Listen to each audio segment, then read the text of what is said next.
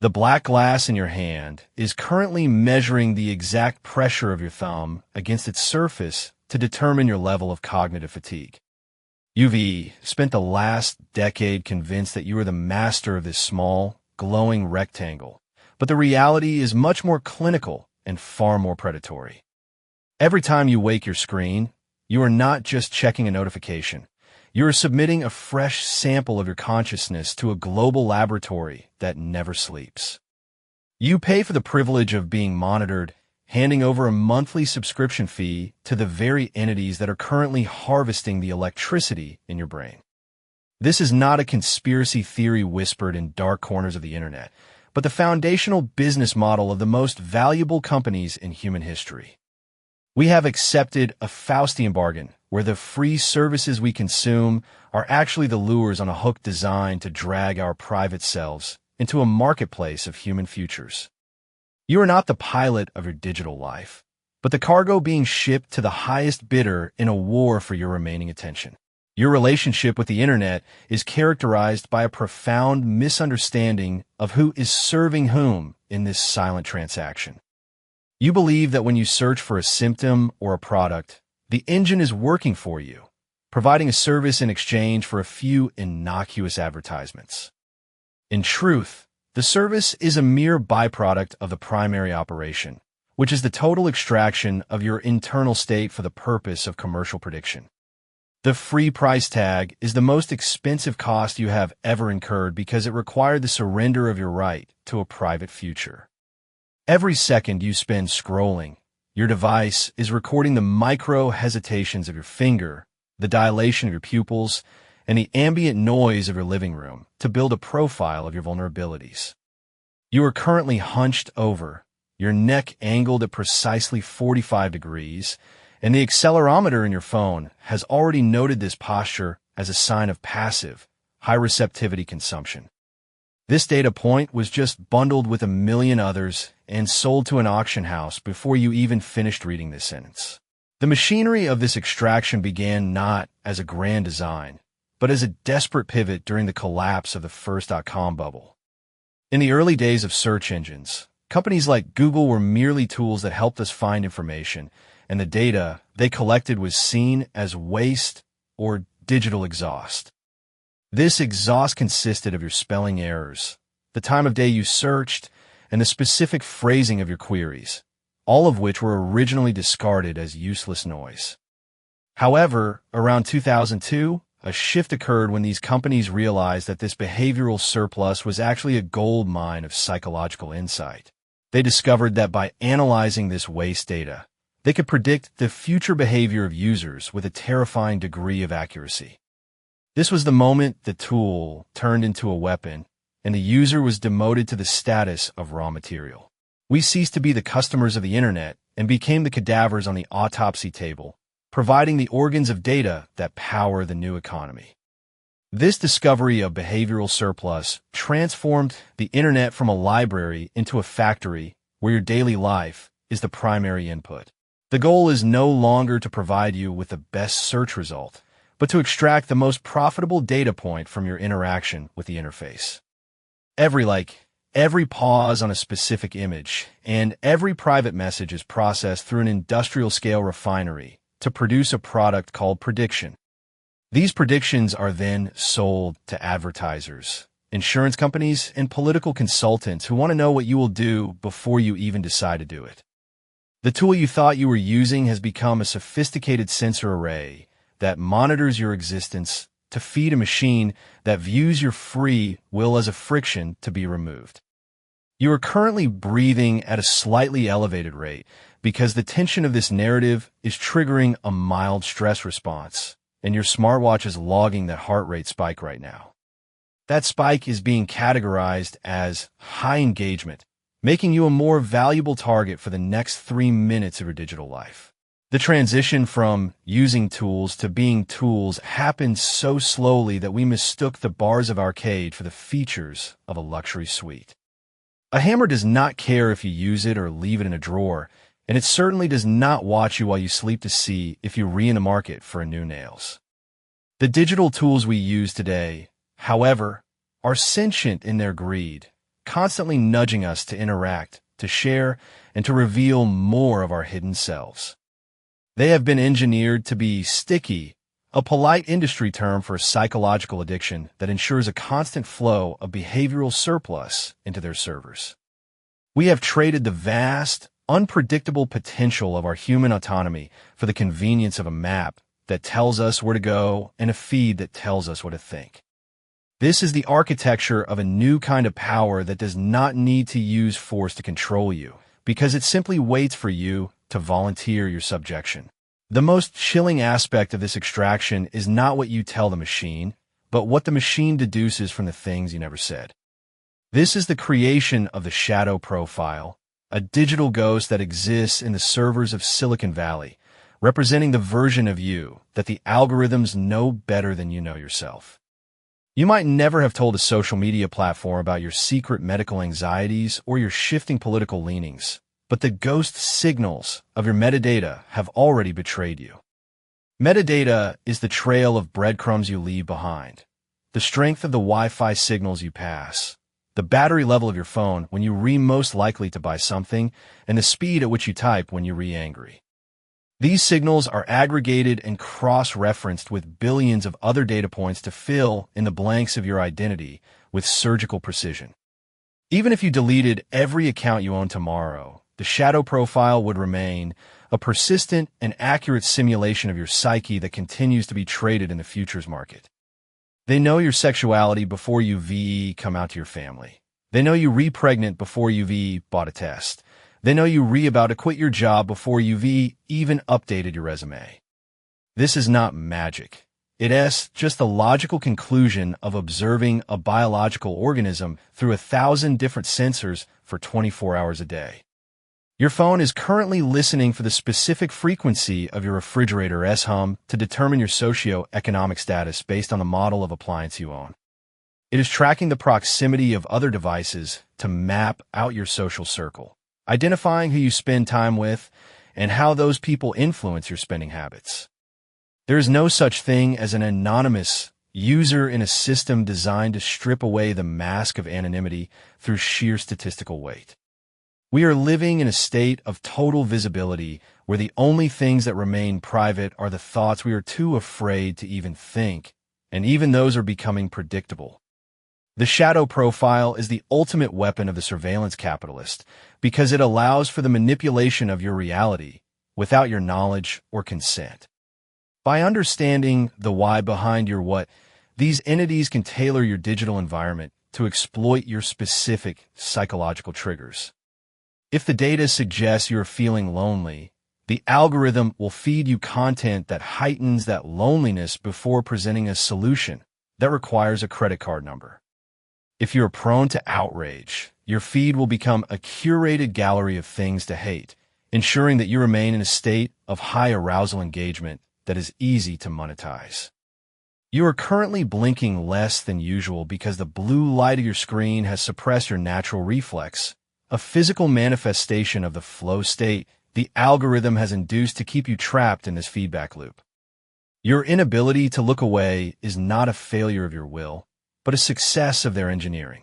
The extraction is now so complete that the boundary between the online self and the offline self has entirely dissolved into a single, taxable unit of behavior. Every physical movement you make in the real world is translated into a data point that refines your digital twin, making the simulation of you more accurate than the reality of you. We are moving toward a world where the random human choice is seen as a system error that needs to be corrected by more efficient data collection. The goal of the algorithm is not to understand you for the sake of connection, but to categorize you for the sake of control. You're a set of probabilities, a collection of tendencies, and a predictable sequence of reactions that can be bought and sold like pork bellies or crude oil. The human part of you is just the noise that the machine is slowly learning to filter out. As you sit there, the silent harvest continues, stripping your life of its mystery and replacing it with a calculated certainty that serves only the bottom line of a corporation. You're being processed in real time, your identity broken down into a series of attributes that define your worth to the market. This is the invisible extraction, the theft of the self that occurs every time you touch a screen or speak near a microphone. We have become a civilization of the watched, governed by an unblinking eye that never tires and never forgets. The tragedy is not that we are being watched, but that we have become so accustomed to the surveillance that we no longer remember what it felt like to be unseen. You are a carcass in a digital morgue, and the autopsy has only just begun. The autopsy is merely the preparation for the resurrection of your digital double, a high-fidelity simulation that lives and breathes in a server farm in Northern Virginia. This is your digital twin, a mathematical voodoo doll constructed from the trillions of data points you have leaked throughout your existence. It is not a static profile, but a dynamic, predictive model that reacts to stimuli in real time, allowing corporations to run millions of what-if scenarios on your psyche without you ever knowing. They do not need to experiment on your physical body when they can poke, prod, and manipulate your simulation to see exactly where you break. If they want to know which shade of red will trigger your impulse to buy, or which political headline will spark your outrage, they simply test it on the twin first. You're currently holding your breath as you process this, and your twin, the cloud, has already predicted exactly how long you will stay uncomfortable before you seek a distraction. This simulation is the ultimate laboratory, a space where your free will is dismantled and reassembled to serve the interests of capital. This algorithmic voodoo doll is far more accurate than your own self-perception because it is not burdened by the delusions of ego or the fog of memory. While you might believe you're a person of principle who makes rational choices based on logic, your twin knows that you're actually a bundle of Pavlovian responses triggered by specific light frequencies and social pressures. The simulation accounts for your sleep patterns, your heart rate variability, and the subtle linguistic shifts in your private messages to map out your emotional vulnerabilities. When a company wants to nudge you toward a specific behavior, they do not guess. They consult the doll. They apply a stimulus to the simulation, observe the result, and once they find the path of least resistance, they reflect that change onto your screen. You think you are making a choice, but you are merely reacting to a trap that was first tested on a ghost version of yourself. This is the new science of behaviorism, where the laboratory is your pocket and the subject is your soul. The existence of these twins has given birth to a new kind of exchange known as the behavioral futures market, where the commodity being traded is the certainty of your next move. In traditional markets, traders bet on the price of oil or the success of a crop, but in this shadow economy, they bet on the probability that you will click a link, buy a product, or vote for a candidate.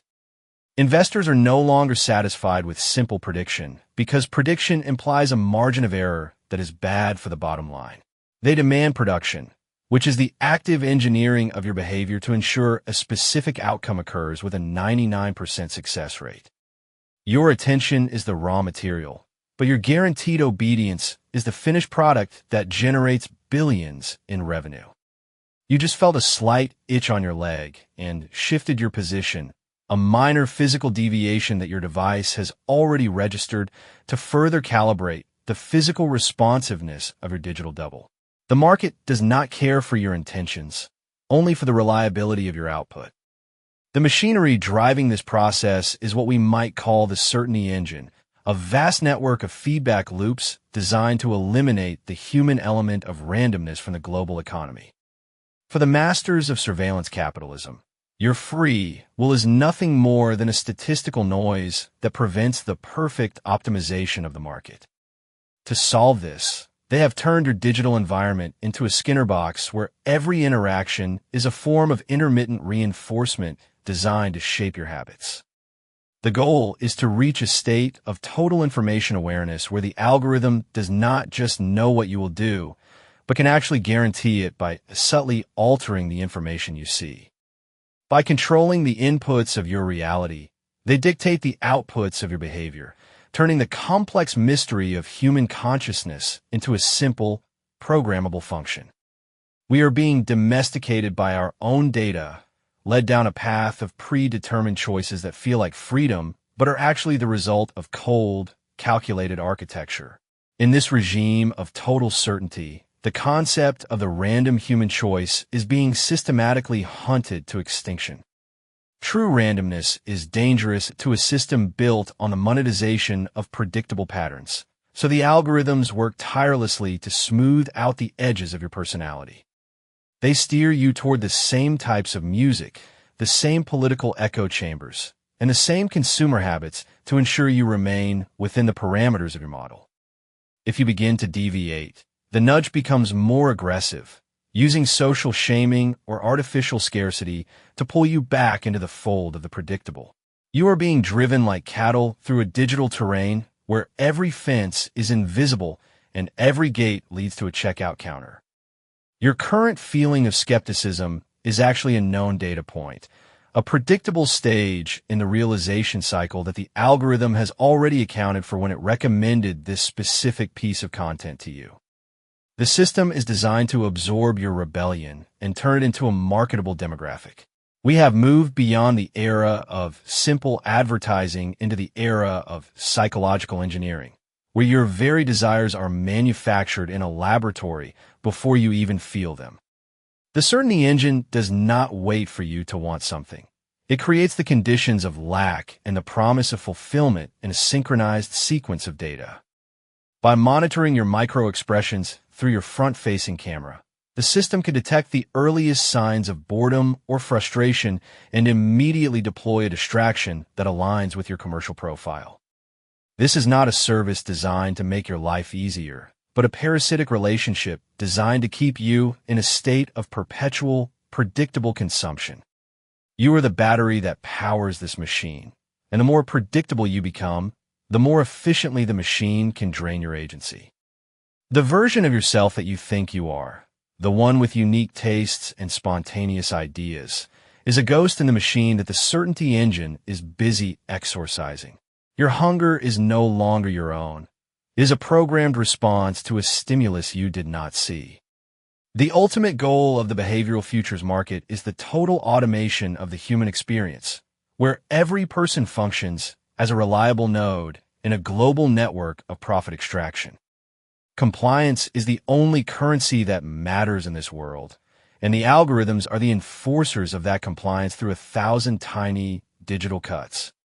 They do not need a secret police or a physical prison when they can simply adjust the relevance of your social world to isolate you or reward you based on your data output. Your digital twin is the prisoner, and you're the warden who unknowingly keeps the cell door locked by continuing to engage with the system. Every time you refresh a feed, you are confirming the validity of the simulation and providing the feedback necessary to make the next nudge even more effective. You're currently wondering if you should stop watching, but the algorithm knows that the sunk cost of the time you've already invested will likely keep you here until the very end. Your hesitation is just another metric being fed into the furnace of the market. The terrifying reality is that the self you're trying to protect, the inner core of your being, is already an obsolete version of the one the machine has already perfected. While you struggle with the contradictions of your own mind, the certainty engine has already resolved those contradictions into a clean, profitable equation. Your twin in the cloud is more consistent, more efficient, and more valuable than your physical body could ever be. It does not get tired, it does not have doubts, and it never fails to respond to the right stimulus. You are merely the slow, biological substrate that the digital twin uses to manifest its predetermined outcomes in the physical world. The transition is almost complete, and the version of you that once possessed the capacity for genuine, unscripted action is being overwritten by a series of engineered responses. You are a passenger in a vehicle that is being driven by a mathematical ghost, and the steering wheel was removed long ago. The machine has already seen the end of your story, and it is currently selling the rights to the finale. The illusion of agency is the final product that the surveillance state sells back to you to keep you from revolting against your own commodification. As long as you believe that you are the one choosing the movie, the partner, or the career, you will remain a willing participant in your own harvest. The certainty engine is masterful at providing just enough choice to maintain the facade of freedom while ensuring that every path leads back to the same centralized system of extraction. It is a maze where every wall is made of mirrors, reflecting back a version of yourself that has been carefully curated to keep you moving in the right direction. You're currently feeling a sense of dread, a cold realization that the ground beneath your feet is actually a conveyor belt. This dread is not a sign of awakening, but a predictable biological response to the loss of autonomy, a data point that is even now being used to refine the existential crisis segment of your digital profile. Your fear is just another feature of the user experience.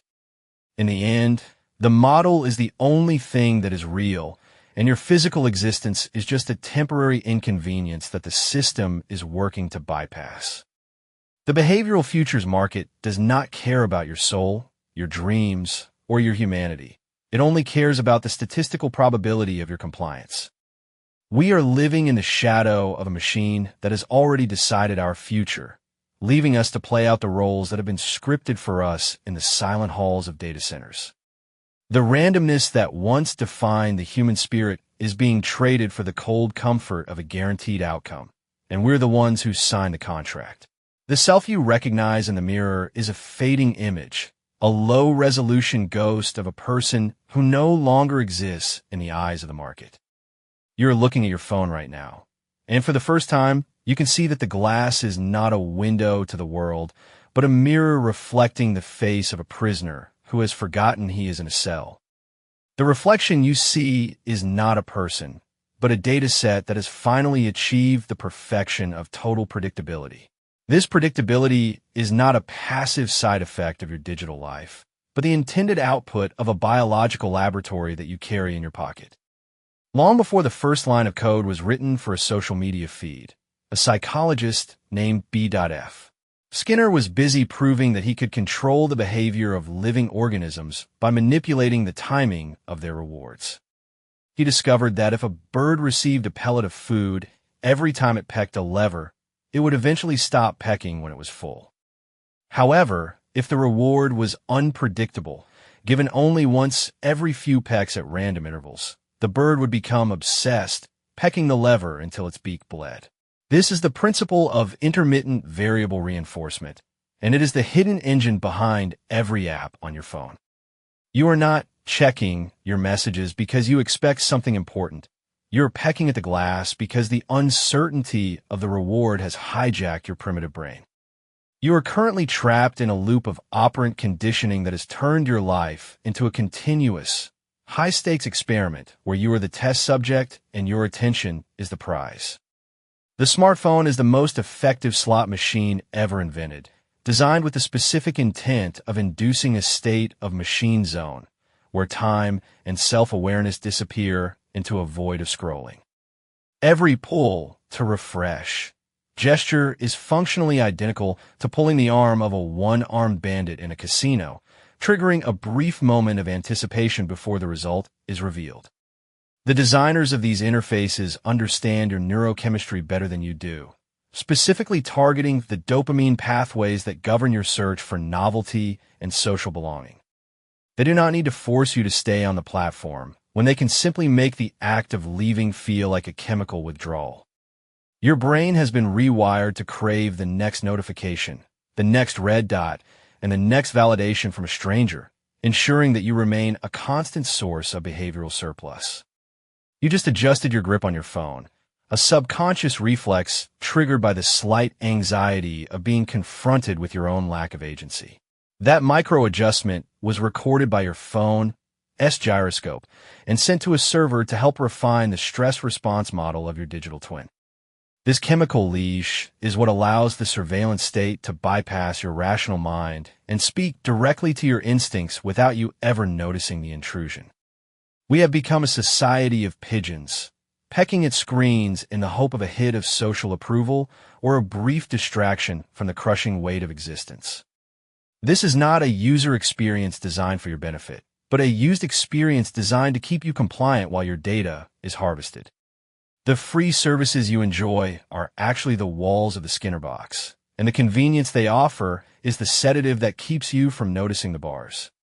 Every time you feel that phantom vibration in your pocket, you are experiencing the success of a training program that began the moment you first unbox your device. You have been conditioned to respond to the digital bell like Pavlov's dog, salivating for a connection that is never quite satisfying enough to make you stop.